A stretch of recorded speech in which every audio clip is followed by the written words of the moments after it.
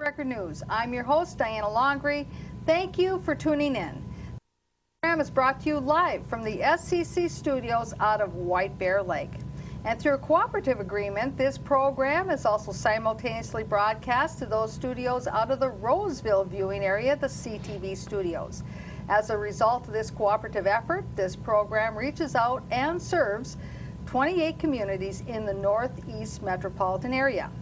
Now, of course, those who are the regular viewers out there, you know that on Wednesday it's a live program, and we encourage you to call in with any questions or comments that you may have, either for myself or my guests this evening. And of course, today is August 17th. And you may be watching a rebroadcast of this program on another date different than August 17th. So obviously, please don't call in if it's a date different than, well, August 17th. Now, for those of you who are watching us on Monday evenings at our rebroadcast in the St. Paul areas, on Monday evenings at 8 o'clock, I welcome you. And of course, our viewers down in the Town Square viewing area on Thursday nights at 7 out of the Inver Grove Heights viewing area, well, I welcome you as well. And of course, one of the things that we try to do here with the Off the Record News is cover issues that really the commercial media just doesn't quite get around to. And of course, there's a lot of community organizations that are doing great things in their community. There's a lot of citizens out there who are very active in their community. And so if you have an idea for a show program, please get a hold of me, because that is what Public Access TV is all about, a chance for you to be part of the discussion. So tonight, we are going to be talking about the Phalen Corridor over in St. Paul. And we have a couple of folks here who are very hip on St. Paul, especially the east side. And so I'd like to take a moment and welcome both of them, Bob Schmidt and Matt Dunkel, okay. Yeah.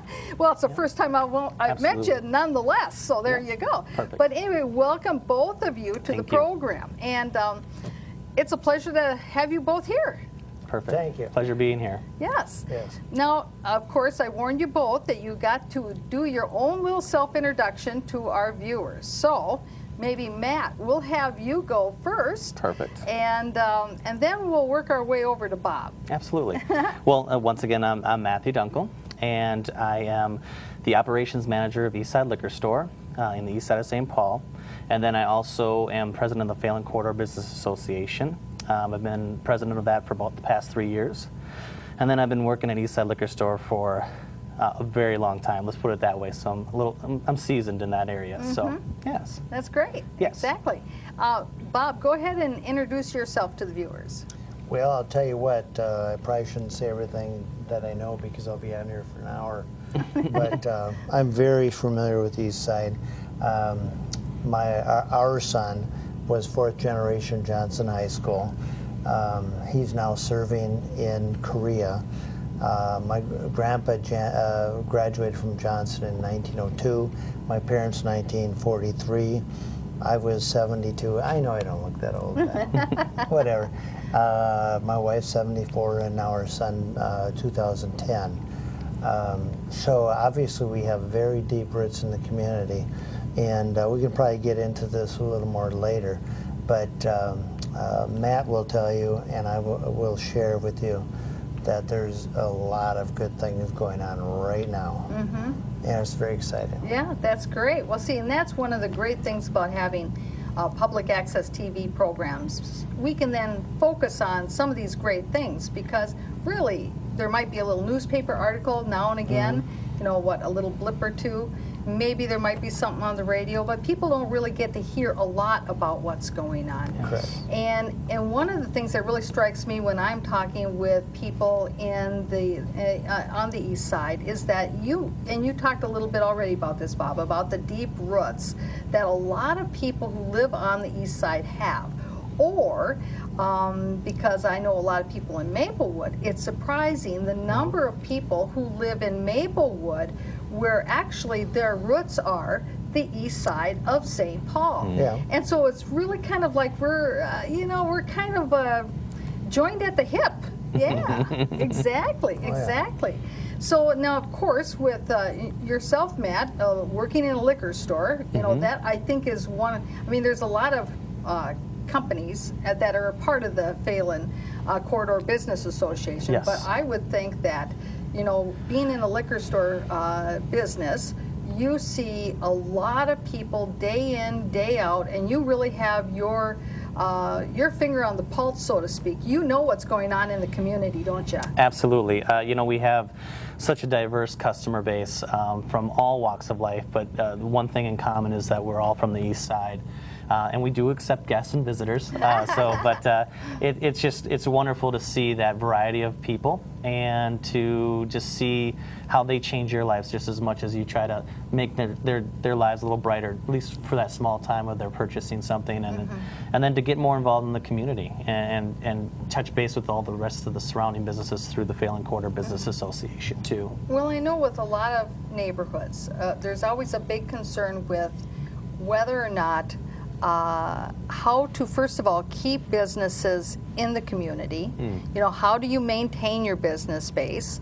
And then how do you encourage new businesses to come to your neighborhood? Absolutely. Because that is a sign of vitality, of new jobs, of new, you know, infusion of cash, so to speak, into that community. Yes. And I would imagine that the Phalen Corridor Business Association, that obviously they must be pretty involved in those kind of issues. Absolutely. You know, we have a majority of the businesses in the area are involved in the association, and we always try to encourage other businesses to, they don't necessarily have to be a member, but we've had them be a part of our meetings as we've faced different challenges. Maryland Avenue is going through a street widening project, both for the Ramsey County has a part of that project, and then St. Paul will continue with their project. So to be able to offer input from a business perspective is very, very helpful, I think, to the county and to the city, and then very helpful for us to be listened to and heard from. Because we do try to keep things alive in that area. We try to offer all the goods and services that we can to the local residents. So it's very important to us to keep involved and keep putting money into that area and keep it growing. Right. Well, I know when I was talking to Bob earlier, before the show, I was mentioning about how I really appreciate the Phalen Corridor, the Phalen Parkway there, because, of course, my law office is in Maplewood, not far from Prosperity. See, so for me, to take the straight shot on Prosperity right down there to the Phalen Parkway is very convenient. And I think that corridor, that parkway, that's really good for trying to get business back into the neighborhood, isn't it, Bob? I think it's huge. I talked to Diana about this. It's hard to believe. It hasn't been all that long, but you know, time passes quickly. But give or take 8-10 years ago, I would run down the Phalen Corridor, but all it was a strip of asphalt, and it went through a very, very blighted neighborhood. And when you say you were running, Bob, literally, you were really running. Yeah. You weren't meaning it in the figurative sense now, because you're a marathon runner, and you were really running. Correct. I'm not running anymore because my hip is shot and my back shot, and it had nothing to do with running. But no, I've run 38 marathons, and I trained around Lake Phalen. And I also trained going down the Phalen Corridor, and with a couple of friends of mine. And we used to have to climb fences and avoid pit bulls and this and that and the other thing. And to see what's going on now is very encouraging, very encouraging. Yeah, in fact, my wife and I were going to go on a bike ride down to Sweet Hollow sometime this week.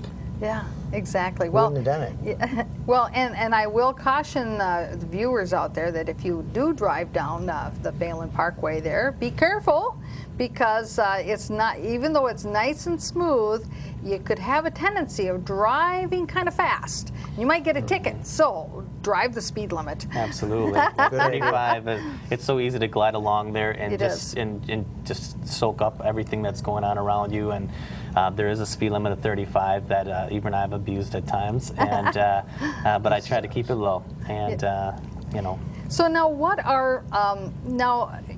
I understand that the Phalen Corridor Business Association, that I think they started, what, about in 2006 or so, or was it before that? Because they had a different name, correct? Yeah, the Phalen Village Business Association. So we literally just did a simple name change to kind of reflect the development and just just how the community was changing and how the city was investing money into the community, and so we changed that to kind of fit more of what was going on in our neighborhood. So exactly. And so what are some of the, in the early years, what were some of the projects or the issues that were probably the most, I guess, the landmark issues that were going on in that area? Because for some of our viewers, they may not really be aware of that because they, maybe weren't in St. Paul, or maybe they weren't even in the metro area here to even know. Well, from the business perspective, before there wasn't a Cub. There wasn't, I call it a Cub Plaza, where it hosts about 8 different retail outlets, including restaurants like a Subway, a Papa Murphy's, a Snap Fitness, things that really kind of hone in on what the community was really looking for, in addition to having a grocery store that is available to them, because it's been a long time since we've had a grocery store in that area. And so to have that come in there, the city of St. Paul, Chuck Rupke, worked very, very hard to facilitate that, to work with businesses that needed to give up their land, to make sure that they were well compensated for that, and to have them offer that up to the community so that we could better the area. Yeah, exactly. And I recall what a big thing that was, to be able to have a grocery store in that area. Huge. Because if you're looking at having more housing, and there's a lot of housing around that area in general already, and if you're looking to build additional housing in addition to the new housing that's currently there, well, that's part of wanting to have goods and services close to where people live, so they don't have to travel all over town trying to get what it is that they need, the basics like food, for instance. Well, and that's the thing. I think the big win was having that grocery store come in. It attracts the other businesses that want to surround themselves around a good company like Cub. The thing that's great about Cub is they've gotten so involved in the community. So even the volunteer work that we do through the Phalen Corridor Business Association, from neighborhood cleanups to ice cream socials, they've been very willing and able to supply things like that to us so that we can offer that to the residents of the community. So they're a great community activist as well, and really have done a great job of offering up their products or services. They don't only offer products at times, they'll offer their own people, which is few and far between sometimes. Yeah, that's right. Well, and I was thinking back before we got started with this program, I was sort of thinking back in my own mind about that particular area.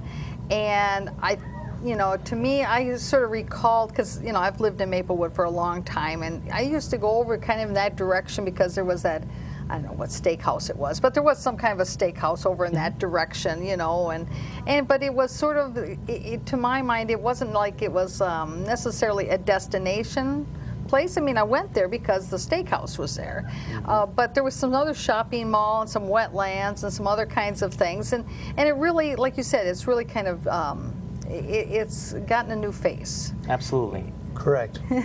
So do you want some history? Yeah, let's hear about that history. What a great segue, huh? Thank you. Okay, here's the deal. See, I learned this from my dad when he was a kid back in the probably 30s. The Phalen area was a wetland. It was a bog, okay? And in the late 50s, early 60s, and I remember this because that's the first place I bought a Christmas present for my parents. They had pennies, and they had this and that and the other thing, whatever. But my dad always said they built this on a bog, okay? So it languished and ultimately failed. So now to see it come back, bigger, better than ever, is very affirming. This is Development 101. Very, very pleased with this. And the bog is now wetlands. Oh, there you go. Yeah, in fact, I was there for the grand opening, and I got to let an eagle off my wing, or not my arm or whatever. So it's a really good mix of business and respecting the area. Because my dad remembers when in the middle of winter, because it's peat, that smoke would be coming out of the snow. Oh, really? Oh, really? Because this was a bog. And he said they never should have built that in the first place. Well, guess what? Now it's gone. And now we got good development in there, and that's a very positive thing. Now, I'm sort of thinking that having the BCA have their facilities there has got to be also a very positive thing for the community, because obviously those are jobs, and those folks who work there, they need to go get groceries. Spend money. Spend money, that's right, go out to eat or buy different other kinds of things. You know, now they've been there, what, for about 5 years? Yeah, okay, that's what I was sort of thinking. And I can see where, again, that sort of gives, you know, that real, the idea of what kind of a model that when you're doing redevelopment, that you can't just say, in my mind anyway, you can't just say, well, we're just going to have retail shops. Or we're just going to have retail shops, and then we're going to have a bunch of housing so that whoever lives there will support the retail shops. You also have to have some employers as part of that mix, not just the employers with regard to retail, but you need to have other kind of employers who are doing other sorts of things other than retail, in my mind anyway, because they, you know, they can go then to where the retail is and help contribute to that. Absolutely, and that's the thing too, is like with these projects that the county and the city are in the process of working on or will be working on, they've opened up, they're expanding the roadway to put in left turn lanes, proper lane space, so that these people that work in the community can get through there freely and with less accidents. And they can access things such as the Walgreens and the bank and the medical clinic. We have such a diverse group of things that go on that to provide proper roadways to get to those things actually makes a huge difference. Absolutely. So by developing in that area, you're right, it does bring more work in, or keeps city, county employees, contractors, and things like that employed. It just feeds off each other to keep people with their jobs and to keep just bettering the community too. So. And one of the things too that I see that is important too in looking at certainly this having been a successful area to do redevelopment in, is that you have to look at, again, we talked about some of the mix of business and housing, whatever, but also understand where the transportation corridors are. And that you've got Maryland, and you were talking a little bit about that new reconstruction there of Maryland Avenue, and that's an important piece of this whole thing. But you know, Maryland Avenue is an important transportation corridor, and be able to have good bus service along there, and that connects up with the Phelan Parkway, which then connects you to St. Paul, my favorite shortcut to get to the post office last thing of the day. You know, my friends and folks that know me out there in TV land, if they're calling me at the end of the day ever, I tell them, well, sorry, I have to hustle here because I got to meet that last run at the post office. Well, you know, you can guess where I'm going to be driving. It's pretty predictable. Yeah. Oh, that's good. Yeah, that's right. Now, I understand we have a caller on the line. Oh, really? So, yes. So, you guys want to take that caller and see what they got to say? Sure. We'd love to. Okay, let's go do that. Okay, caller, thank you for calling in. Questions or comments this evening? Mayor Longley, excellent show. I'm interested in the East Side development, and over there by the Phelan Corridor, one of the most important developments that have occurred is that Hmong Village there, where you can do all kinds of shopping, get all kinds of interesting foods. Would your guest have a little insight on the history of that? I know that on the East Side, there are more Southeast Asians concentrated than almost in any other part of the United States, and it's as if the city has paid so little attention to that issue until they did that. The other question I have, I see all that land on the Phelan Corridor that's open, and it's good they clean that up, but what is the plan? Are they going to put, does the city plan to direct commercial development, or are they going to have manufacturing, or are they going to have shipping? What is the plan for all that empty, cleaned up land? Thank you. Okay, well, very good. Oh, that's a lot of great questions for us Yes. to spin off various discussions. Absolutely. Let's talk about the Hmong Village. Village. Yeah, Yeah. I think of it as a shopping center. I've gone there several times. I'll tell you, it's an amazing place because you get inside, and you know, they're So you all were able to find parking. I was. Okay. I was. But I'll tell you, it's amazing. You get in there, everybody's an entrepreneur. Yes. Well, and that's the thing. It's amazing that even working so close by, I haven't even been there yet, to be honest with you. So, but I know that. You know, it's great to see. One thing I've always been impressed with, and even if you take a walk around Lake Phalen, you'll see the Hmong community. They really believe in family and gathering together, and it's such a strong family value base that it's really impressive to see. Along with that, there's a great loyalty when it comes to customers and who they shop at. To have that Hmong village come to the neighborhood is something that just speaks to the east side of St. Paul, realizing that there is a large population here, and we want to be able to serve that and open it up to business people who want to invest money into that, which has been impressive because I understand they have just a plethora of shops of clothing, food. It's getting me hungry just thinking about it. So I think I know where I'm going to lunch tomorrow. Yeah, or even like say for our viewers out there, if you're thinking, gee, you'd maybe like to, you know, have a gander at a different type of DVD movie of some kind, you can go there and you can get DVDs of not just the general types of Hollywood movies, but of other kinds of movies that they have available that are more cultural and that kind of thing. And some of the folks who sell them actually have the TV running,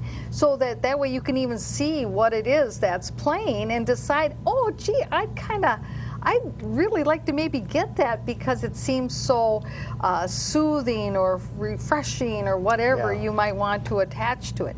And so, you know, it's just not a bunch of, cardboard boxes and you're thinking, oh, gee whiz, what's this? It's really quite exciting. Well, and I think that, it's important to put credit where credit is due in regards to, I think it's a handful of Hmong businessmen who said, there is a demand here that we're not supplying to. So to be able to do that and to be able to take the chances and risks, and I'll be honest with you, it's still a work in progress. If you've driven there, you'll know it gets quite crowded. Parking has been an ongoing issue, and they've done things to help alleviate that, but they have a big customer base and a big following. I think parking will continue to be a challenge, so it'll be interesting to see how the city will work with the community in regards to how do we solve this problem, because it can be an issue, and they are working on it, but there's only so much land to provide so much parking. But it's great that they took a building that the city was no longer using, or the school system was no longer using, and moved their offices out of there to go into other space that they had available, and then Hmong businessmen came in to redevelop that and turn it into something that provides, more business to the area.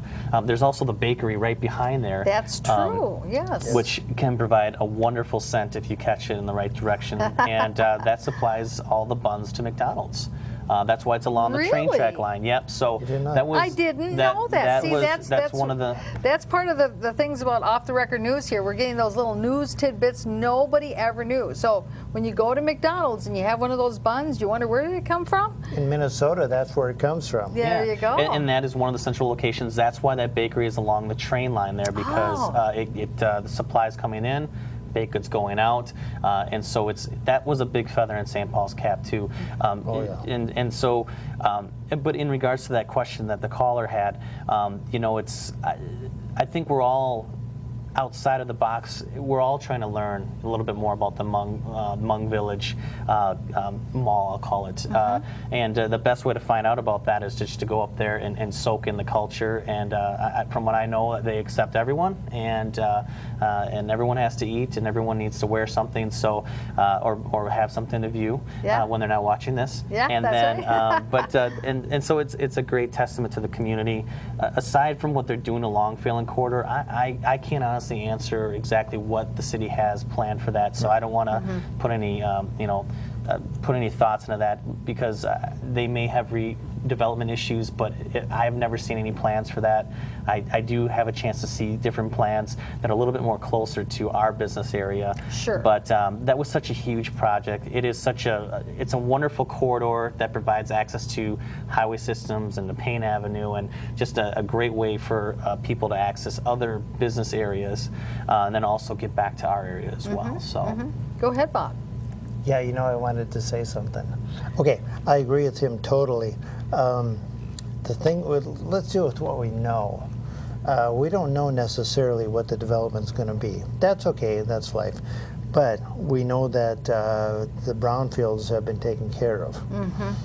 And the shingle factory and part of 3M and other areas are gone. So now it's a matter of turning that into something positive. And I had to smile a little bit because I've gotten a couple of emails in the last few days. When they did the Phelan Corridor, back on the west side there by Health Partners and whatever, they knew full well that they had to address the access to the freeways. And that's being dealt on as we speak. Oh, really? Yes. Again, that goes back to the transportation corridor issue. Correct. Yeah. Because, you know, you can have the great corridor, but if you can't get on the doggone highway, who cares? They're dealing with that as we speak, and that needed to be done. That's good. And I think this idea about talking and having a great example of how the rail tracks are still useful and important today. Because one of the things that oftentimes I would hear when I would go to different redevelopment meetings over the past few years, and probably more particularly in Maplewood, is this idea that, well, you know, what do we need a rail track for? You know, what do you need a rail spur for? Well, you know, if you got a rail spur, I'd say keep it. Keep it. Because you don't know what the future might have for your community. And here's a great example, is that you've got the bakery, a very important part of that bakery and its function, and how it's going to remain a long-term sustainable business is the fact that it's by the rail tracks. Absolutely. Correct. Yeah. Well, and the thing is, it's not going to be a light rail route or anything like that, but to be able to not tear that up, and because, you know, I'd be honest with you, I think if everyone had a crystal ball, they never knew if they would ever really keep those tracks in place. But, you know, they are still used. They are providing a service and a function, so it's always great to see that we're able to continue to use the resources that we do have, as well as bring new ones to the area. So. Correct. Those who said this, I don't know if it was Einstein, but somebody, a smart guy, said those who do not learn from the past are doomed to repeat it. And if you look back, now this is a whole nother subject, and I could probably talk a half an hour on it, but we had light rail here for a century. And we gave it up in the 50s, and there's a whole story behind that. Guess what? We're beginning to realize it's valuable. That's why it's happening again. Unfortunately, we lost what we had. So we got to pay the piper. Yeah, and the whole entire new investment, once again, is certainly a lot more than if we would have just kept what we had and maintained it or upgraded. And that actually, whether or not if it's light rail tracks or tracks, could be any number of things that we could probably point to that would be like that. Correct. And one of the things I wanted to mention to our viewers out there, especially those folks who, when this replays then in St. Paul, is that if you are thinking to yourself, yeah, I would like to know what they're going to do with the vacant land that's in that area. What is planned? Well, one of the things you can do is you can certainly contact the city planners there in St. Paul, and you have the opportunity under Minnesota Chapter 13 to be able to get that information. That's public information, and all you have to do is make a couple phone calls and track it down, because it is available, and you never know. I haven't had a chance to really look this up myself, but you may be able to even go on the St. Paul website and be able to find that information specifically. So that's one of the issues here with Off the Record News, is that we want to tweak people's curiosity to also look more into what's going on in their community and saying, wow, I got to get involved. So talking about getting involved, what kinds of things are going on right now in the neighborhood? I'll let you take that one, Bob. Okay, where do we start? How much time do we have here, Beth? Oh, we're doing good. We got a whole half hour. Oh, good. Yeah. Okay, here's the deal. Here's what's going on. Well, first of all, I'm going to put a little commercial in. Not that I'm involved in this, because frankly, I'm not right now. I used to be a member of the PABA, that's Payne Arcade Business Association. Tomorrow night, can I Yeah. get a little commercial here? You can. Tomorrow night, they're going to have their pig roast. And so tomorrow night would be Thursday, August 18th. Yep, 4 to 9 o'clock. Food served until 7:30 at the Minnesota Music Cafe, 499 Payne.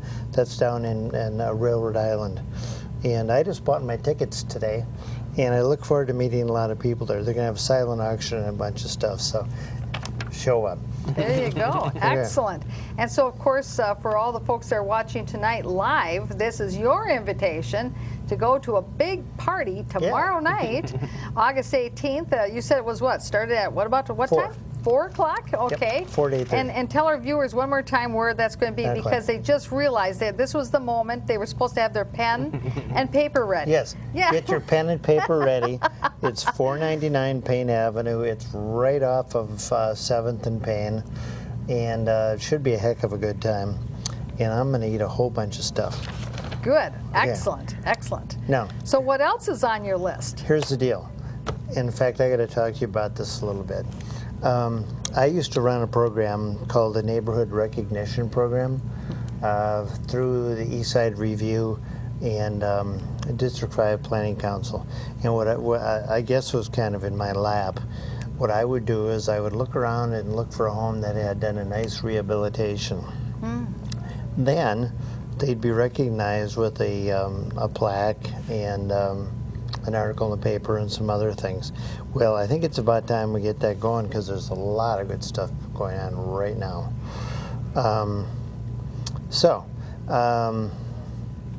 And a good way, of course, to be able to highlight those kinds of good things going on is indeed to have some kind of a recognition program of some sort. And you had indicated that, of course, then it would be promoted in the paper, so then other people could see what was going on. And part of that is also brings about community, camaraderie, spirit, appreciation for The sense your that someone property. else is investing in the community, and that will feed, once again, it will feed off, other people will feed off of that and want to volunteer. And see, the thing is that even though you're talking about that's a program in your area, in your neighborhood, now our viewers out in all these other communities out there, they can think to themselves, well, why can't we do that in our community? That's right. Again, take the ideas and run with them. Correct. Yeah. Correct. And you know what it costs you? Very little. And all of a sudden, somebody who put their neck out there and did a big rehab gets recognized for it. And the PR is incredible. Actually, and I'm thinking about starting that program again. Now, do you want me to keep talking? Yes, by all means. Okay. If you don't talk, then I must. And my viewers are going, oh, Diana, quit talking so much. Let your guests talk. Okay. This is your time, Bob. Good. Yeah, wow. Well, here's the deal. I was never into rental property. Everybody's heard about slumlords and people that don't do right by their properties. All they're there for is to make a buck. Well, I wouldn't do that in my community. So 3 years ago, I bought my first property on the east side. I won't tell you the address. That is not appropriate. And right now is the time. See, this is Rehab 101 right now, because I bought it so cheap that I could put $55,000 into it and make it very, very nice and still make money on it. Now, I did that 3 years ago, and then I did it a year and a half ago. And I'm not a big real estate guy. I mean, I'm a novice, okay? And I did it again, and I have a house that I bought for $50,000. Oh, my goodness. And I put in another $50-some thousand. That house would have sold for $300,000 4 years ago. Well, I'm already in the black on it. And all you guys in TV land, if you just think a little bit, you can do this because you know what the market's doing. It's terrible. These houses that sold for $300,000, you can get them for $50,000, $100,000, and you can make money on them. And in the meantime, you're not only putting some money in your pocket, but you're also doing neighborhood renewal. Yeah, exactly. And Yeah. I think that that's really sort of the good news story Yes. here. And a few years ago on one of my programs, I had on my show this fellow who was talking about this, a way that if you have in your community, you have businesses who would like to maybe do some investment in their business to build it back up or to do certain improvements or expansions or whatever, but they didn't necessarily, or they weren't maybe necessarily able to go through the bank, that there was this process that you could set up, have people within your community who might have that extra cash and basically, use them as their banker. But again, the good news story of that was, again, neighborhood renewal with your neighbors, and using neighborhood money, investing it into your community, and everybody comes out being a winner in it because the properties, they look better than the other folks who own properties. Their market values at least stay stable in this environment. You don't want them to slide any more than they are. That's a great idea. Yeah. Thank you. No, it's very important, and I think right now is a moment of opportunity. 5-10 years ago, I wouldn't have said that. I know a gentleman who purchased a property for $290,000 that, frankly, I would have flipped a coin on versus the one I bought for $55,000. He was doomed to fail. I mean, it's just not going to happen. You're not going to make money on this property. And of course, he went into foreclosure. So, for all those people again in television land, be smart, call in, but if you want to do it, now is the time to do it. The trick is getting the money, because the banks are tighter than a drum right now. They're just tighter than a drum. And I know from a looking at it from a city's perspective, there's a couple of pluses from a city's perspective. One, of course, many cities do not have the kind of building permits that they once had, obviously, for new housing. And that actually, in many cities, has caused a huge reduction in their planning and development departments, simply because there isn't the new housing going on. But they have noticed that there's the increase in the permits to do improvements to property, to add on, to do, fix the siding or the roof or these different kinds of things, which again invests in that property. And one property owner was telling me that, actually if maybe cities want to encourage more of this, that they could take a good look at some of their permitting processes that they have for redevelopment or renovation of existing properties, and take a look at that and see if there's any ways that they can actually streamline the process to make it a lot easier for folks who want to do that, because that's a sure way to encourage more people to go do it if you go and you streamline some of those processes. And so that's something that people on the street are saying. Imagine that. You want to know a real story? Yeah. Okay, here's the deal. Both of my properties were what were considered Category 2 homes in St. Paul. That means they were not inhabited. Okay? Good news, bad news. The good news So were they a vacant, registered vacant house? Yeah. Oh, okay. Yeah. So here's the deal. Good news is that the city then sets up this huge list. Believe me, it's a huge list. I know it is. Hey. They set up this huge list of things that have to be done. Now, in my case, I'm a little unusual in this fact that I would want to do all this stuff anyway, because I'm not a slumlord. But, so, I have to outlay all this money to buy the place, and I have to outlay all this money and get it I don't know what's the word, approved. Yeah, right. By the city. You have to get your certificate of occupancy. Exactly. Yeah. And so all of a sudden, you know, I'm going, Pete's sake, I'm not making any money here, and I sure have put out a lot of money. Streamlined. It should be streamlined. They should cut people some slack. And say, I don't know, pick a number, 3 months, 6 months, whatever. Because I would do that anyway, because that's the way I do things. But to do all that before anybody even moves in, it's not encouraging development. Well, and that's something that I've heard from other folks, is that if there was more of a step process, you know, so that it's not all or nothing. Correct. Before you can get your certificate of occupancy. Correct. You know, and maybe, let's say if it's a duplex, for instance, that if you've got half of it up and running, and that's okay, well, get that certificate of occupancy for at least that half. Correct. While you're working on the other half. You know, Correct. and this is a win-win for, well, for the community, for the neighbors, for, you know, the people who are investing in the property. Absolutely. Everybody. So. Correct. Yeah, exactly.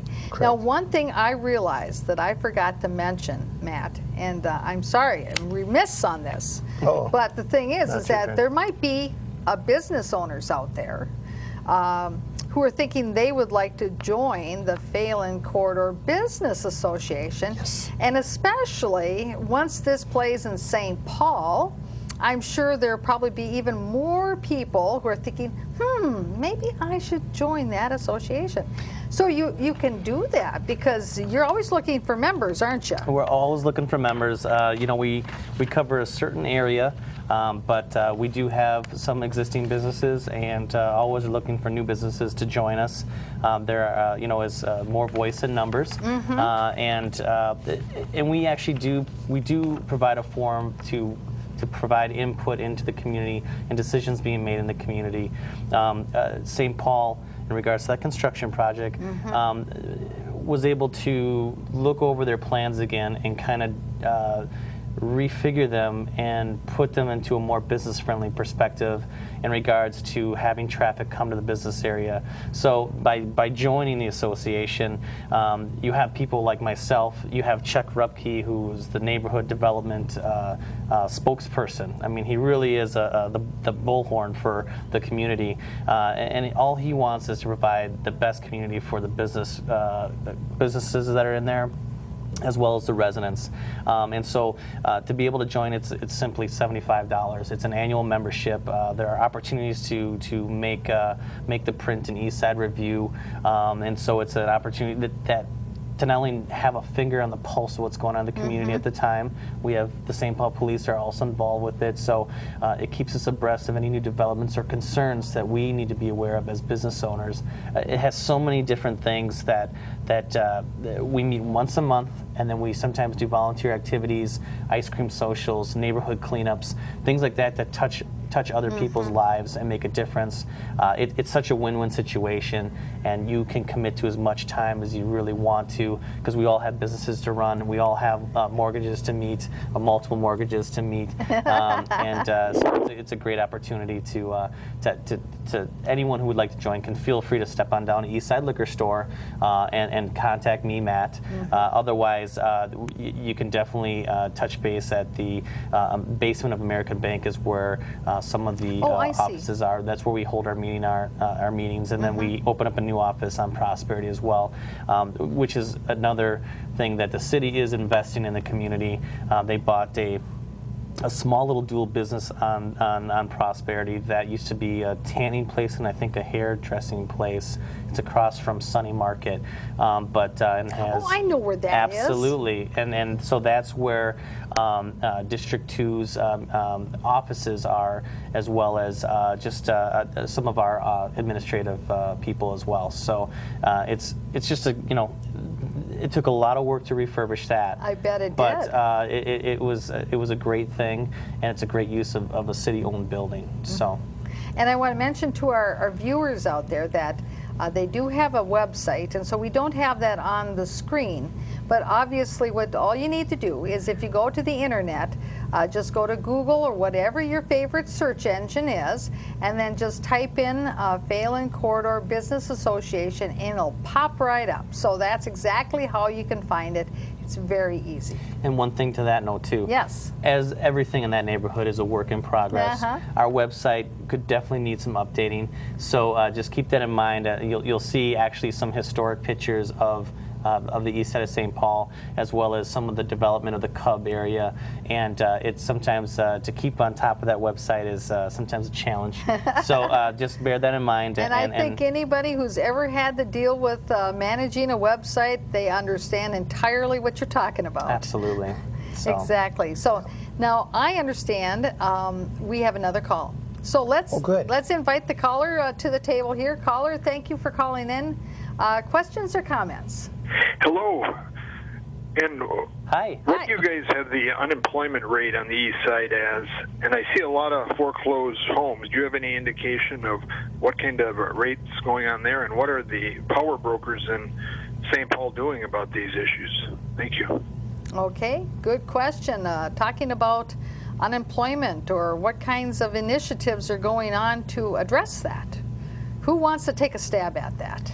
Go ahead. Can you repeat the question one more time? Just well, you know, like the unemployment that might be on the east side. I mean, obviously there was a lot of years back, a lot of blue collar factory work to be done, and there was jobs for everybody, and a lot of those businesses, they've all they've pulled out, or they've gone away, or become obsolete. Moved, outsourced to other areas, other states, right, or other cities.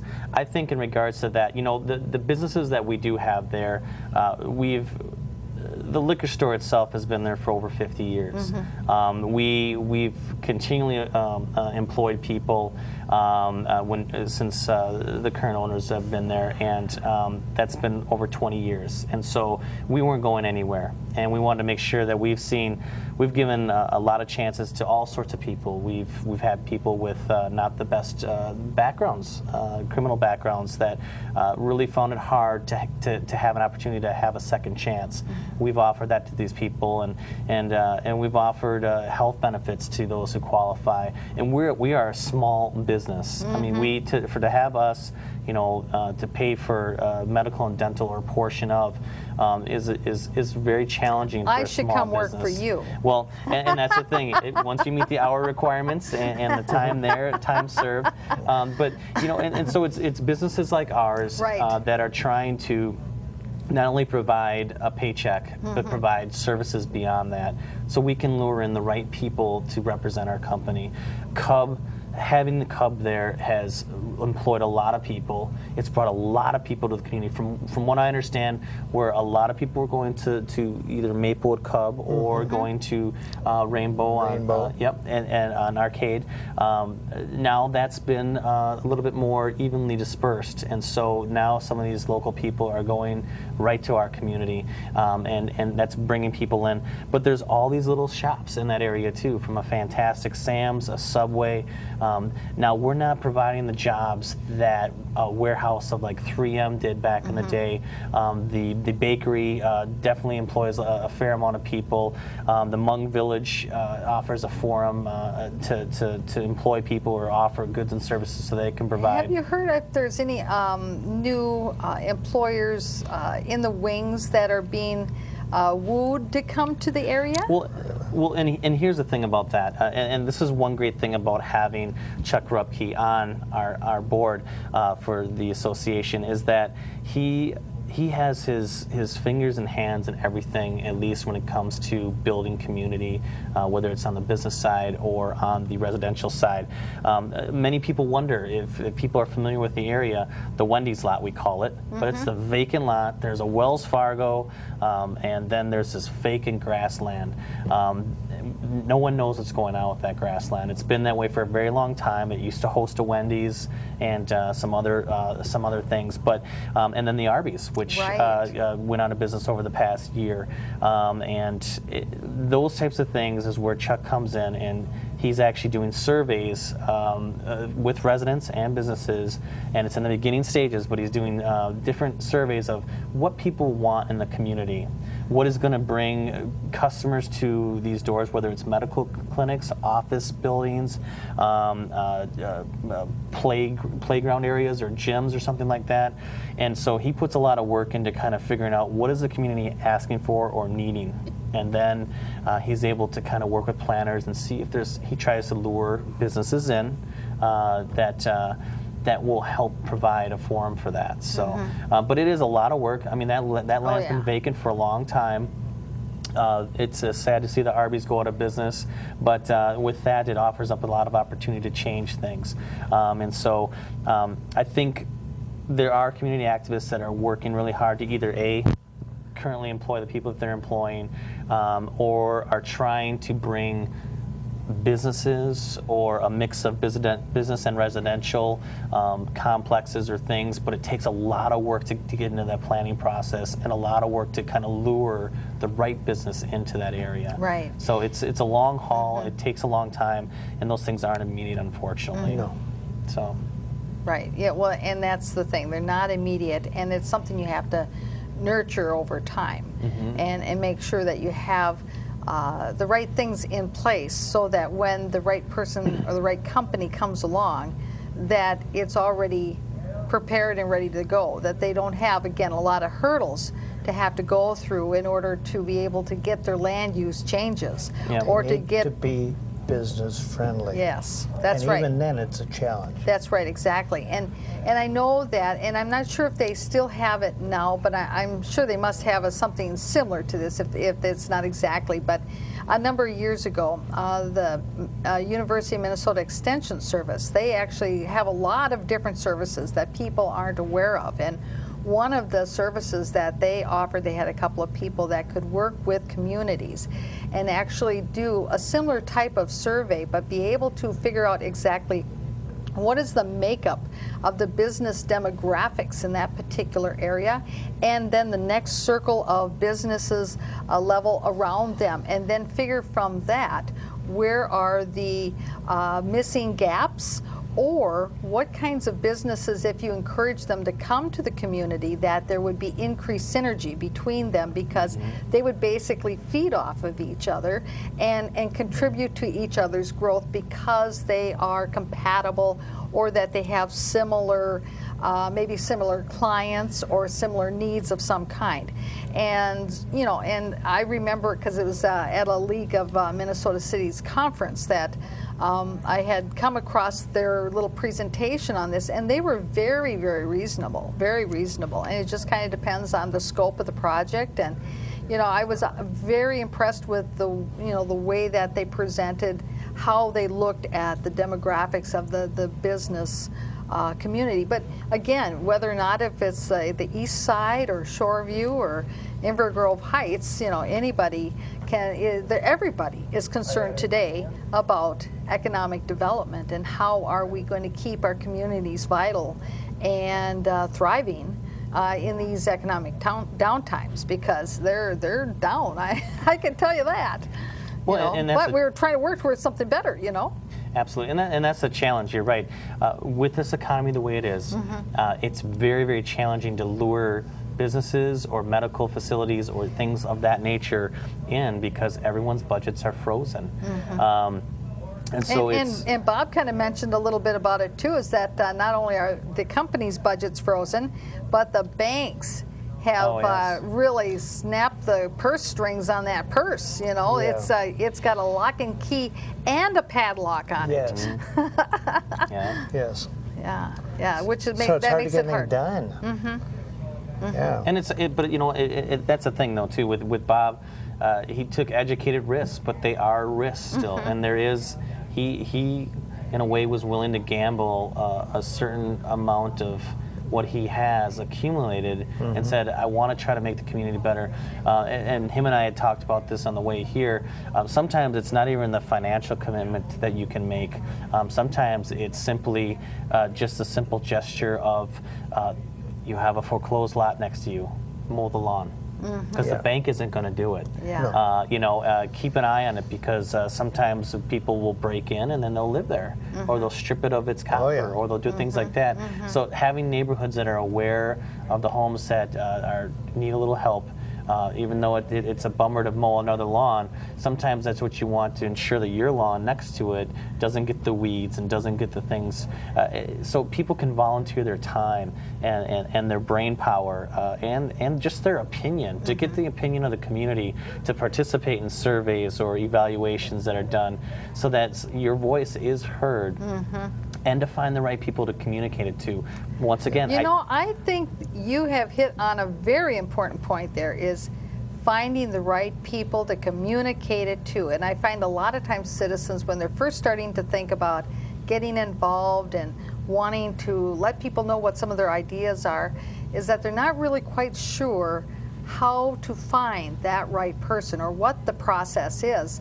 And really, to be the most effective as a citizen active in your community is to know who's the person you should talk to for whatever the issue might be, what the process is.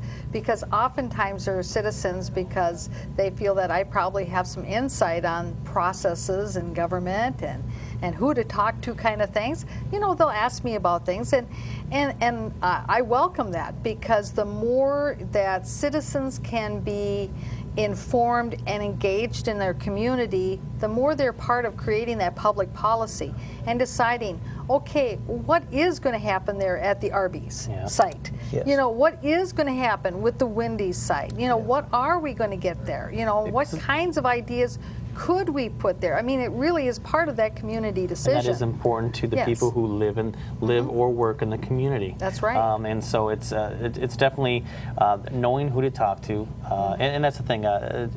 Bob might be a little bit more tricky to get a hold of, because he's he's retired, and but he's very involved.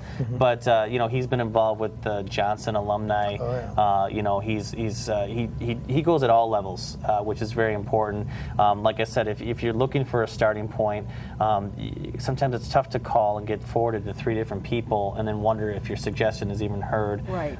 You know, council members can be an option.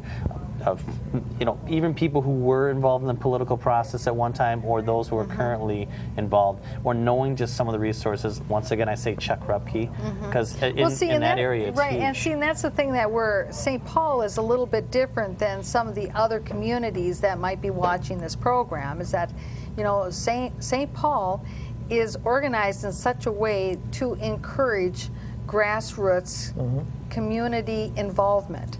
That's why there's the district councils. I mean, you know, it's a community that's set up to have that kind of citizen participation.